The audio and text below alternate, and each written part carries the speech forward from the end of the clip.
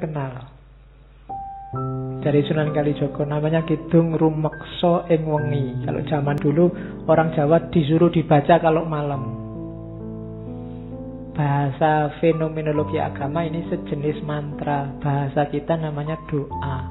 Doa tolak balak versi Jawa.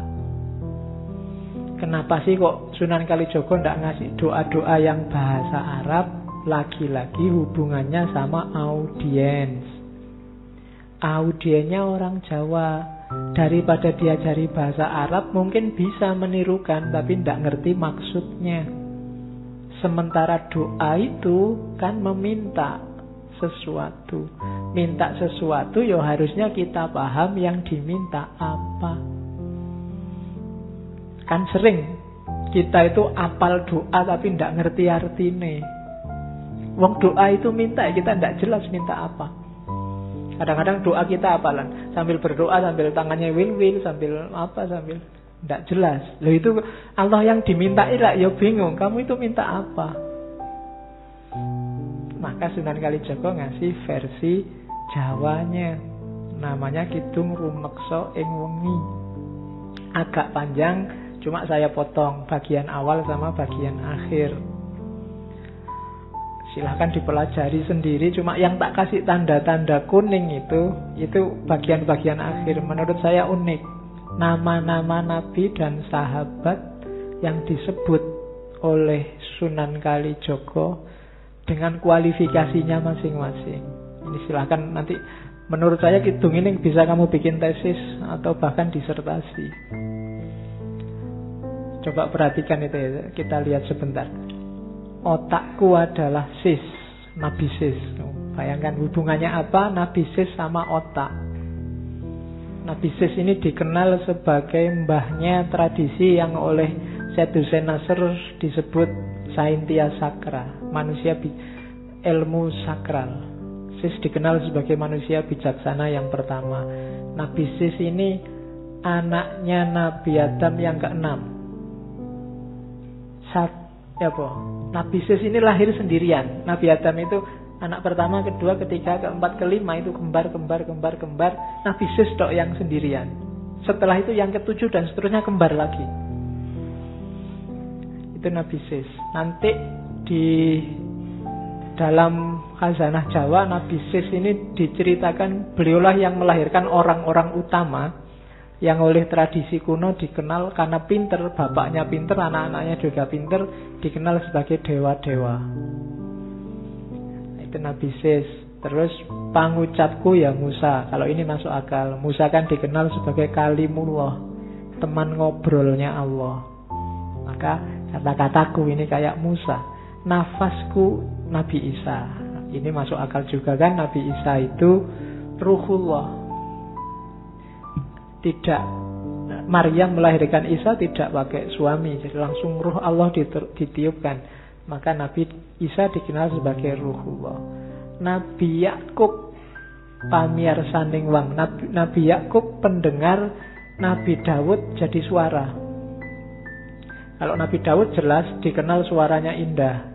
Kalau Nabi Yakub itu orang yang pada akhirnya nanti diceritakan buta tapi waskito. Meskipun diceritain oleh anak-anaknya bahwa Nabi Yusuf begini begitu dimakan oleh serigala macam-macam, tapi beliau waskito. Andalannya pendengarannya karena selalu nyambung dengan Allah, selalu mendengarkan. Kalau bahasa Jawanya sasmito gaim. Nabi Ibrahim nyawaku. Ini hubungannya sama Nabi Ibrahim itu nyawanya kayak rangkap, sudah dibakar seperti itu tapi masih bisa hidup lagi.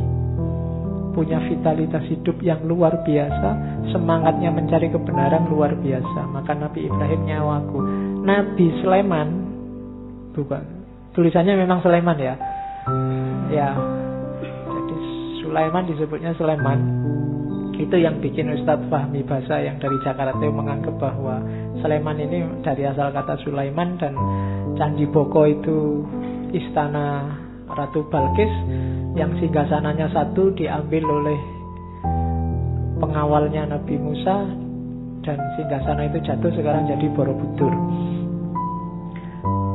Nabi Musa dikenal sakti, ngomong sama binatang, bisa menaklukkan angin dan macam-macam. Maka Nabi Sulaiman kesekten mami. Nabi Yusuf yang paling cakep. Nabi Yusuf rupeng wang, rupaku Nabi Yusuf. Bacalah mantra ini, siapa tahu kamu jadi ganteng. Ya, lo kan ada khasiatnya sendiri-sendiri itu setiap kalimat itu. Mantra itu kan semacam punya daya sugestif yang bisa mempengaruhi hidup kita. Makanya orang dulu sangat takut dengan ngomong jelek, karena ngomong jelek yang mempengaruhi hidupmu jadi jelek. Idris ing rambutku. Nabi Idris ada di rambut. Rambut itu fungsinya apa? Untuk melindungi kepala, melindungi otak, juga bikin kamu ganteng. Dan Idris memainkan fungsi itu, karena Idris dikenal sebagai teknisi, ilmuwan pertama, ilmu yang melindungi hidup kita. Itu Idris. Ali, Abu Bakar, Umar, Utsman. Ali kulitnya, Abu Bakar darahnya, Umar dagingnya, Utsman tulangnya. Teladanilah dari 4 khalifah ini dengan karakternya masing-masing dalam hidupmu. Seraplah etos religius keberagamaan mereka. Ali di kulit, Abu Bakar di darah, Umar di daging, dan Utsman di tulang. Sumsumnya Fatimah, Siti Aminah, Bayuning Angga. Ini semacam ngomong jasmaniah sama rohaniyah. Sumsum itu kan semacam pendukung hidup dayanya, itu mirip kayak Fatimah. Dan jasmaniah, Ibunda Aminah itu jasmaniyahnya lah yang mendukung rohani. Beliaulah yang jadi pelantaran lahirnya Nabi Muhammad. Maka Ayub jadi ususnya. Nabi Ayub itu ususnya Jawa kalau bahasa Jawanya. Tangguh sekali. Dapat cobaan seberat itu masih bisa ngatasi. Maka Ayub ing ususku, Nabi Nuh ing jantungku. Nabi yang 900 tahun lebih dakwah dan tidak putus asa, sampai dikenain bencana banjir luar biasa, punya daya hidup yang luar biasa. Maka Nabi Nuh ada di jantungku. Nabi Yunus adalah ototku.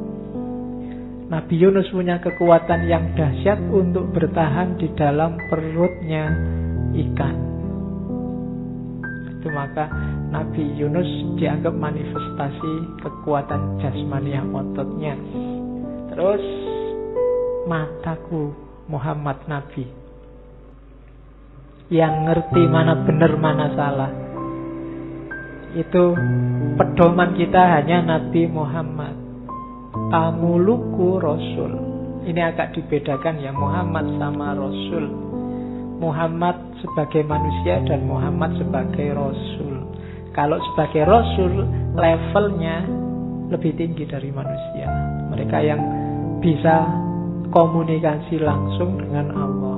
Makanya Muhammad Rasulku, dan semuanya itu di bawah naungan Adam dan Hawa. Sumbernya manusia semua dari sana.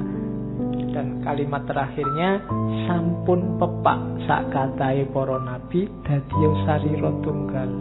Hidup kita, seraplah semua energi, semua kekuatan dari para nabi, para sahabat tadi, sehingga utuh dadiya sarira tunggal. Teladani mereka semua secara fisik, dan semangat energinya masukkan ke rohanimu.